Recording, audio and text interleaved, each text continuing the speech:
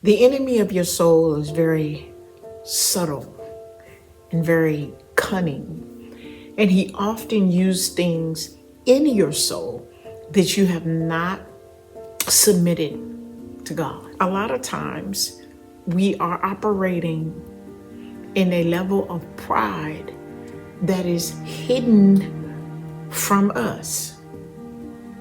Sin of the mind is pride, or pride is the sin of the mind.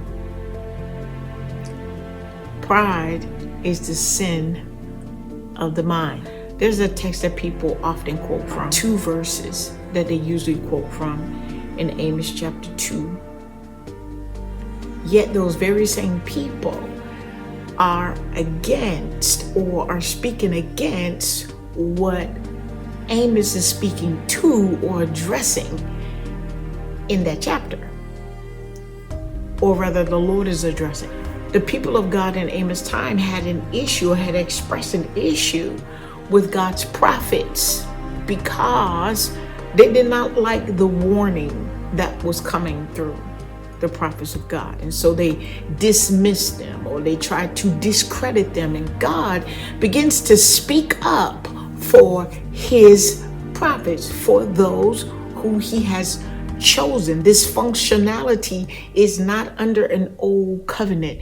It remains. Maybe the people of God were under an old covenant, but the God of that covenant does not change. He is the same, and he is the one who chose to use prophets. The people of that time did not, though they said they wanted a king because they watched other nations, they did not choose prophets. They did not choose judges. They did not choose anything that God prepared or established for himself or for his use. That should be clear. That should be made clear. But these two verses are, how could two walk together unless they be agreed? And they automatically look at it as a covenant between people, or most of the time, husband and wife. Now, indeed, it is talking about covenant, but God is talking about his covenant with his prophets. Another verse they quote from is interesting. How we just make stuff be the way we want it to be and dismiss what is actually being addressed. One verse is, of course, how can two walk? It doesn't even say how can. It says, can two walk together unless they be agreed? And another, God will not do anything unless he revealed it to his prophets. You hear those quoted, right? And usually when it's quoted by someone who is not functioning as a prophet, they will apply it to themselves. I'm speaking for God. Okay? But again, in that chapter, the Lord was addressing, defending his prophets. And he says he gives pictures, right? That they can understand. And so it is not necessarily, when I first looked at it, I thought it was like cause and effect, right? The way it's used. But when he talks about, let's go to it.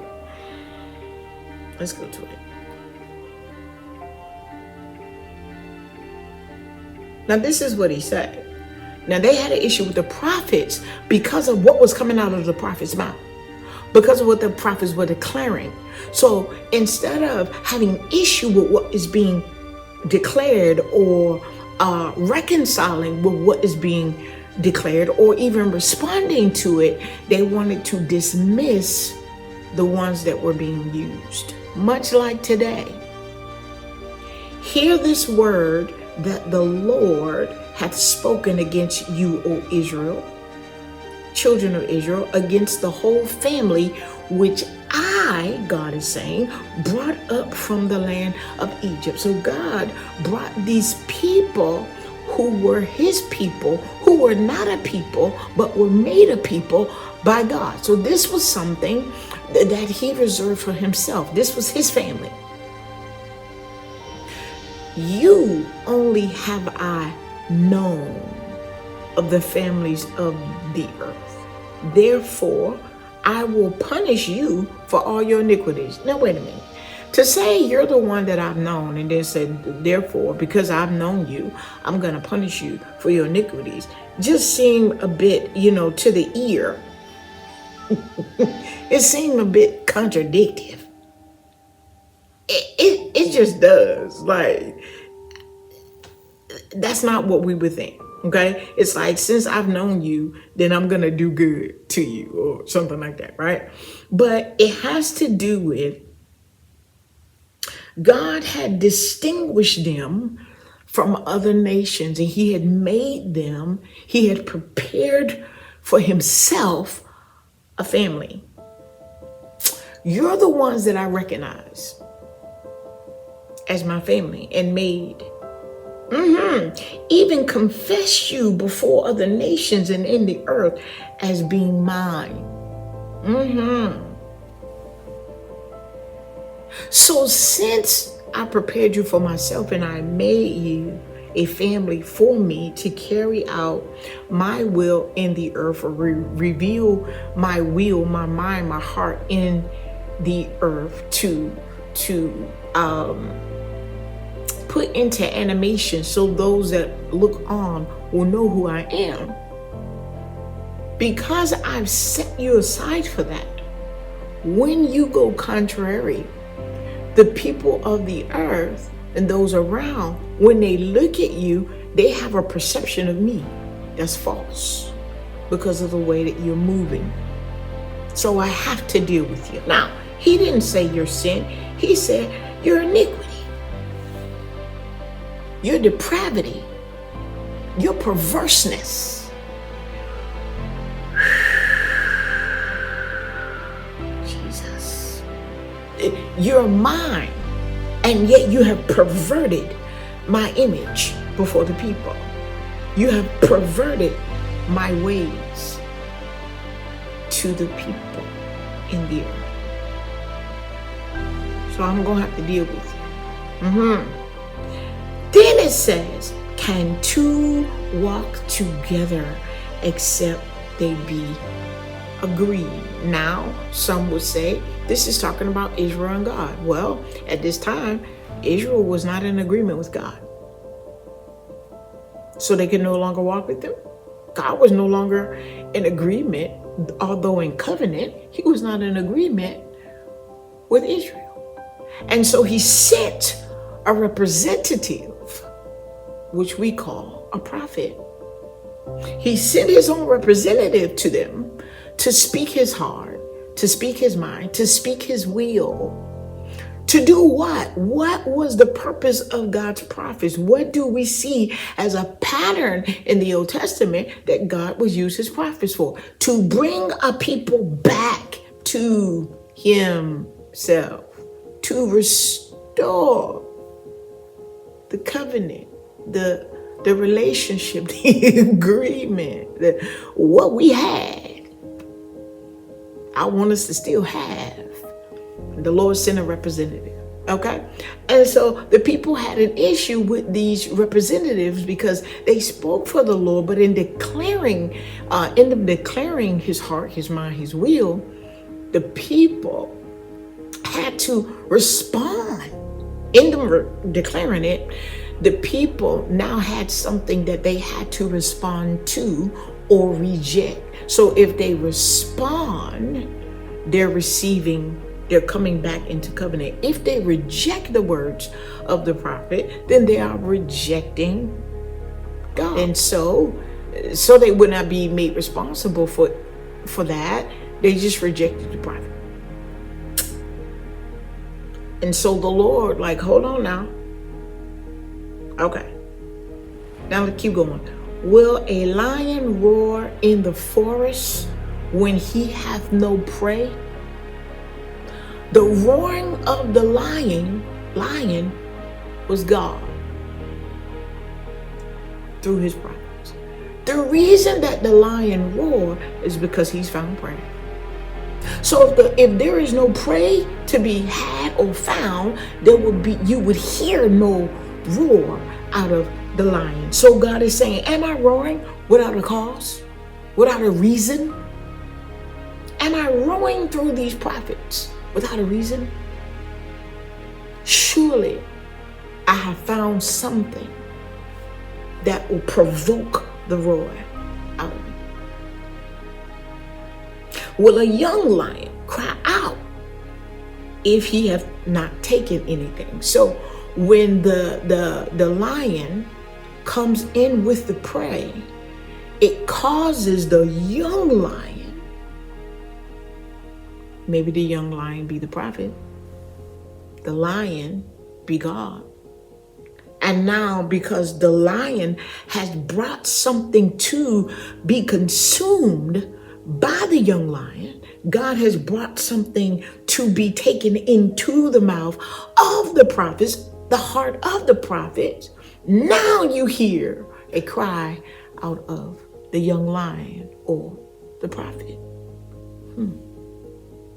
Can a bird fall in a snare upon the earth where no gin is for him? A trap is revealed when the bird fall in it. The trap is usually hidden. You don't know the trap is there. A trap has a mouth. You don't know the trap is there until the bird falls in it. And then you hear the sound of it closing. So it's not revealed until it's not uncovered, it's not made known that this trap is there and that the person who put the trap has a desire. You don't know until the bird falls in. Shall one take up a snare? The person who set the trap. Shall it take up a snare from the earth and nothing is in it? That person is not going to remove the trap unless something is in it, until something is in it. So there would be no reason for him removing this until the purpose has been fulfilled. Here's God talking about himself in relation to the prophet. Shall a trumpet be blown in the city and the people not be afraid? What is the cause of the people's fear?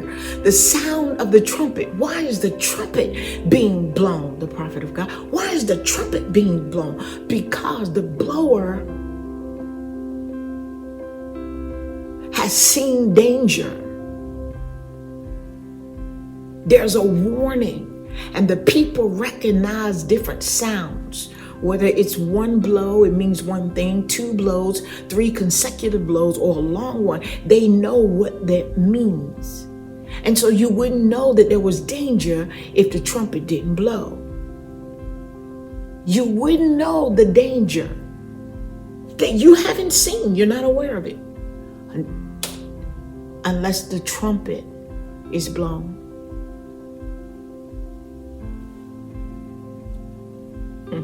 Shall there be evil in a city, and the Lord have not done it?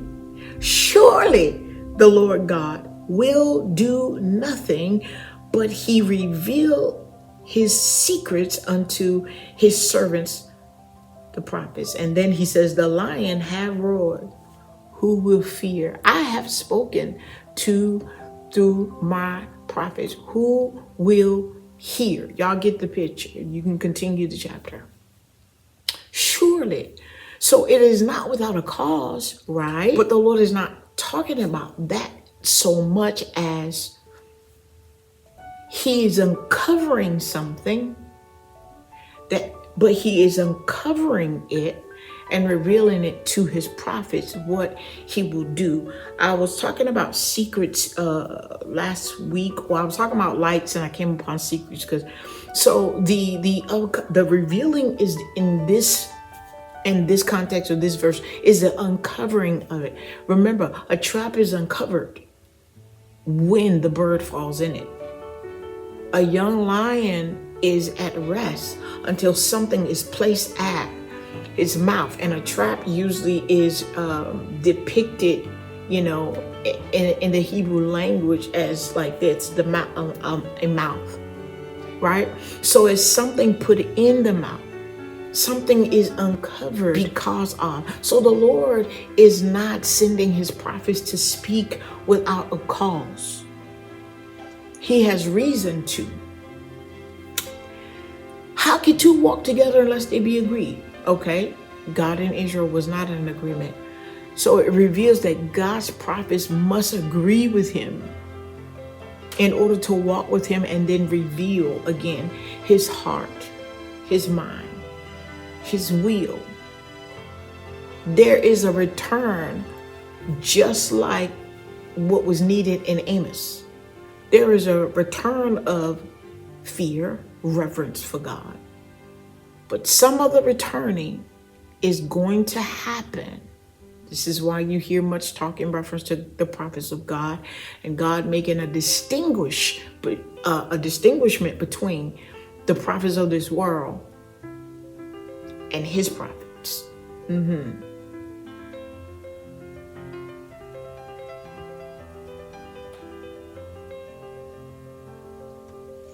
God is uncovering what has been hidden. But the secret things and the hidden things in the heart, the Lord must expose first. It is still true that judgment, whatever it may be, must begin at the house of the Lord. And the Lord has chosen to use his prophets. Hear ye him.